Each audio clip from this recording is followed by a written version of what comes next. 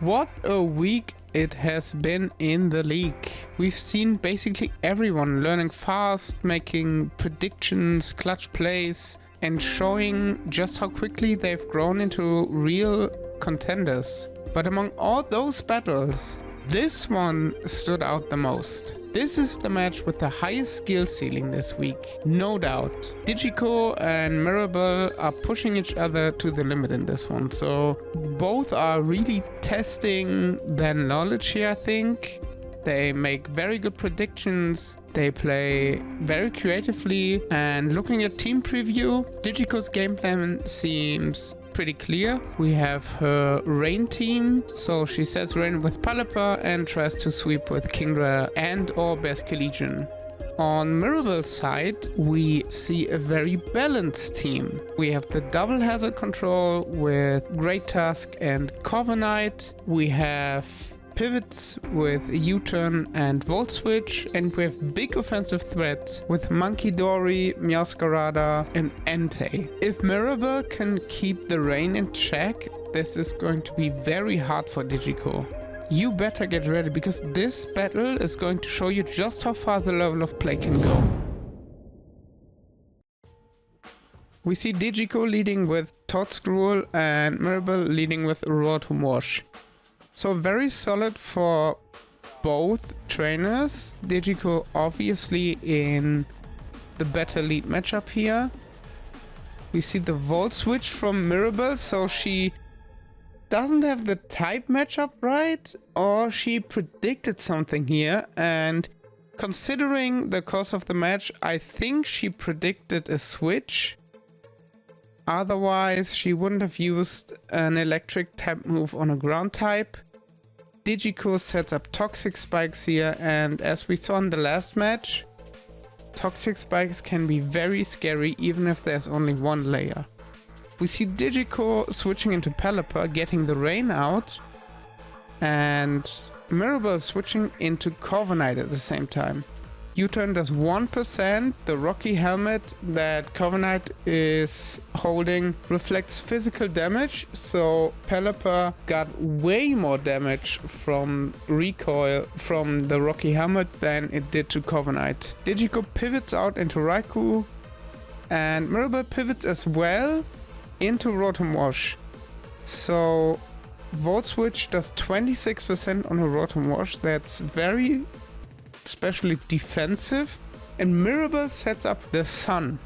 So Rotom Wash is carrying Sunny Day here to counter the Rain, and with that the Electro Shot of Digiko's Arcaludon is obviously a 2-turn move. That's not very good for Arcaludon. We see Flash Cannon doing 9%. A very specially defensive Rotom here. Munkidori comes in, eats the Toxic Spikes up, and from the move pool of Munkidori, it threatens Arcaludon. We see Focus Blast missing. It's called Focus Miss for a reason, and Flash Cannon doing 30% on Munkidori means that this is also very defensive Munkidori, at least on the special side.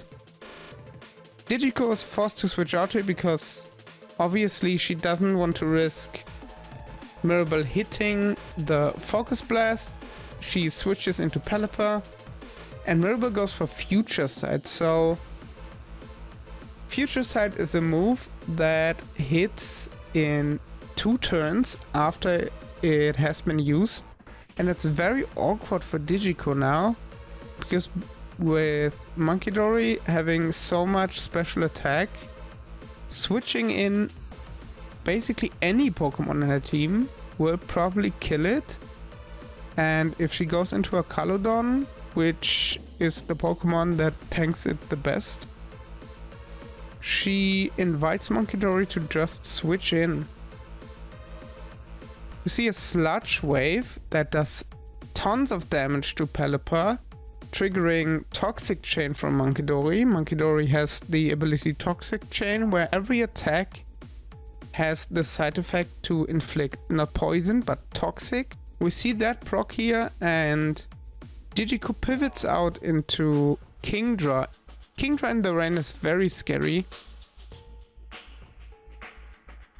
Mirabelle switching into a Meowscarada, and you can actually see I have both sets. I put them in a calculator and you can see that the crit did matter. Meowscarada would have survived this if it wasn't for Wave Crash critting, and that would have been a very bad situation for Digiko. However, crits are a part of Pokemon. Meowscarada switched into Wave Crash and died here.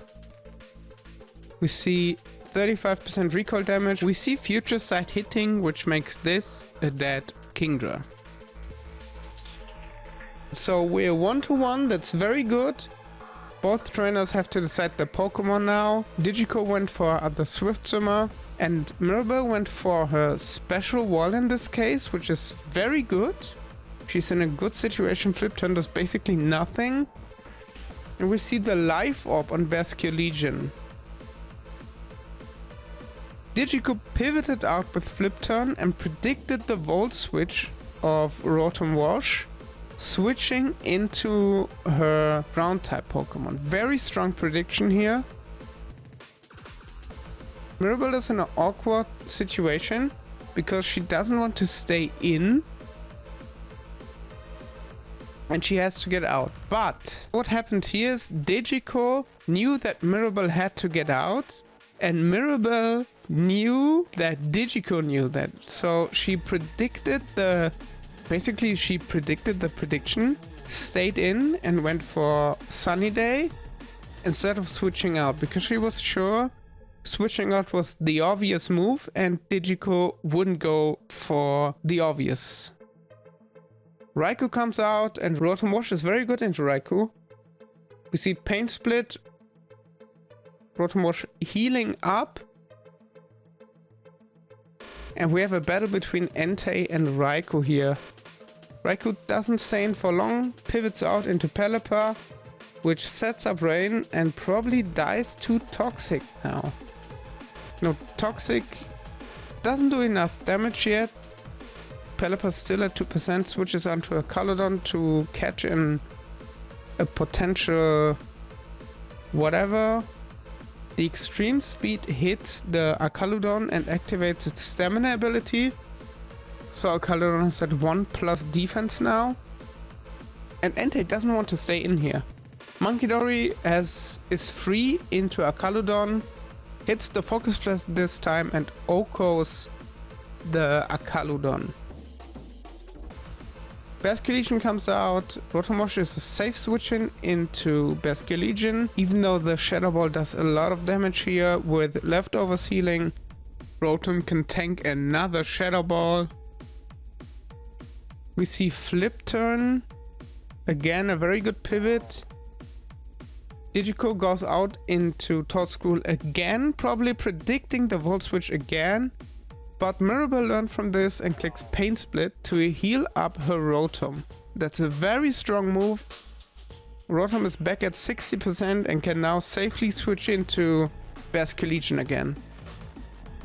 Mirabelle goes into Corviknight because Corviknight is the best answer to Toadscruel. Toadscruel can't do anything against Corviknight other than putting it to sleep. You see the Giga Drain, which does nothing. And this is a free Brave Bird for Mirabelle now. Digiko goes into Raikou, which is the best switch-in for Brave Bird since it resists flying type attacks. 25% is still a lot, and every damage on Raikou counts here. With this, Mirabelle is forced to switch out. That was a very good switch from Digiko. Awkward for Mirabelle to switch into anything now, because she doesn't want to lose Munkidori. It's not safe to switch into Great Tusk because Raikou knows Scald, and she doesn't want to take too much damage on Rotom. With Rain ending, Digiko switches back into Pelipper to get Rain up one last time before it dies to Toxic.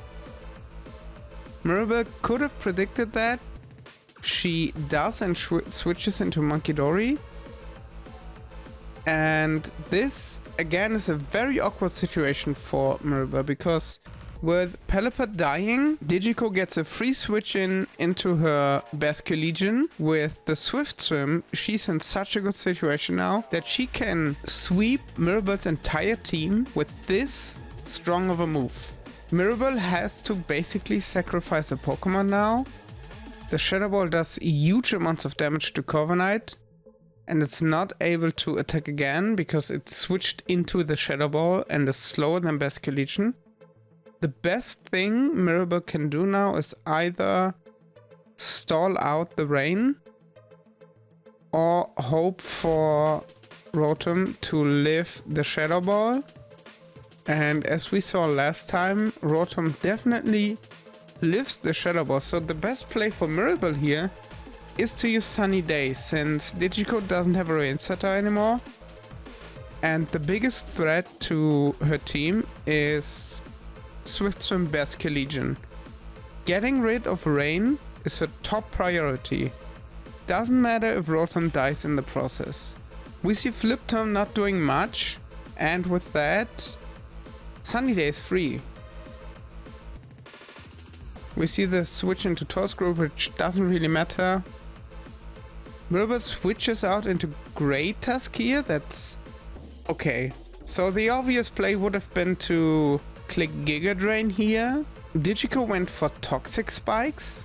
Mirabelle predicted the Giga Drain and went out into Great Tusk, which is not the best switch in, but since Great Tusk is at 1+ attack, the best thing Mirabelle can do here is to click Rapid Spin to A, do 30% of damage to Toadscruel, and B, get rid of Toxic Spikes. And since Toadscruel is faster, it would use Giga Drain first, and after Rapid Spin, Great Tusk would get the +1 speed and be faster. So let's see how this plays out. We see the Giga Drain healing the Toadscruel to 100%. Headlong Rush. That's basically Mirabelle's worst move she could have done, since Toadscruel resists and only gets 61% of damage. Great Tusk is slow now, so she has to switch it out or sacrifice it. She switches into Munkidori, but Toadscruel is a ground type mon, knows Earth Power, has Step, and kills Munkidori. But from this,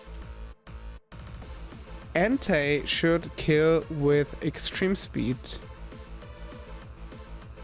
Yeah, she can use Terra Fairy here to get rid of her ground type weakness and just click Extreme Speed over and over again.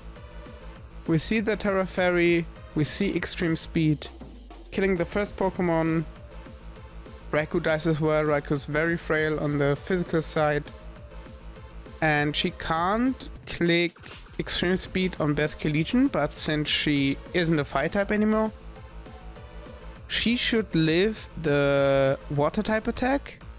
Okay, we see the Aqua Jet here since Basque Legion is slower than Entei, and it's not enough to kill the Entei. We see the Terra Fairy Terra Blast, and with that, Mirabelle wins this match. What a battle this was. I said at the start that this would be the highest skill ceiling match of the week, and it definitely lived up to that.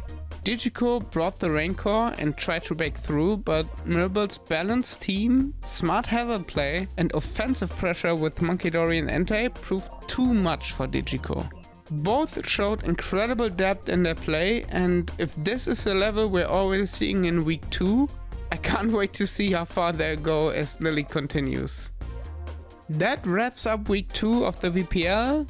This match was the perfect way to close it out. Thanks so much for watching, and I'll see you in week 3.